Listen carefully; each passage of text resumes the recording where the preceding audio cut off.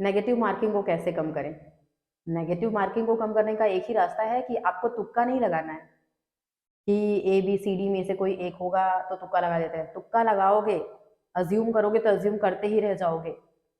Elimination trick for multiple choice question अगर आप use कर रहे हैं तो एलिमिनेशन ट्रिक का भी एक प्रोसेस है कि एलिमिनेशन ट्रिक में जो सबसे पहले दो आपको डिस्ट्रैक्टर लगते हैं, उस डिस्ट्रैक्शन वाले आंसर को अलग करने के बाद जो दो बचेंगे उसमें से कोई एक आंसर होगा जो आपका राइट आंसर होगा। डिस्ट्रैक्टर्स को आप हटा देंगे, डिस्ट्रैक्शन को आप हटाने के बाद जो आपको डिस्ट्रैक्ट कर रहे हैं उसमें से दो जब बचेंगे, उन दो में से कोई एक आंसर होगा जो आपका राइट आंसर होगा और उसको टिक करना है मल्टीपल चॉइस क्वेश्चंस के लिए।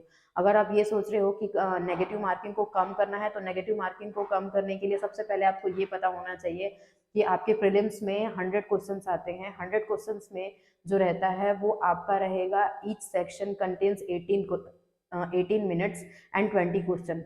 उस 18 मिनट्स में प्रीलिम्स को क्लियर करने के लिए उस 18 मिनट्स में आपको 20 क्वेश्चंस करने हैं और इस 20 क्वेश्चन को करने के लिए आपके पास कोई भी तुक्का वाला सिस्टम नहीं होना चाहिए। एलिमिनेशन ट्रिक भी कर रहे हैं आप तो आपको जिस पर 100% ट्रस्ट है कि हाँ यही आंसर है तो ही आपको टिक करना है।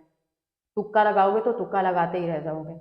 इसलिए माय डियर फ्रेंड्स, आप जिसके ऊपर बिल्कुल श्योर हैं कि यही उसका आंसर है उसको ही क्लियर करें।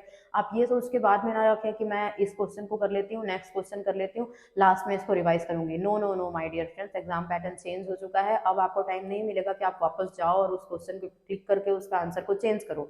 नहीं, जैसे ही 18 मिनट कंप्लीट होगा आपका फर्स्ट सेक्शन कंप्लीट हो जाएगा और वो सेक्शन बंद हो जाएगा 20 क्वेश्चन का।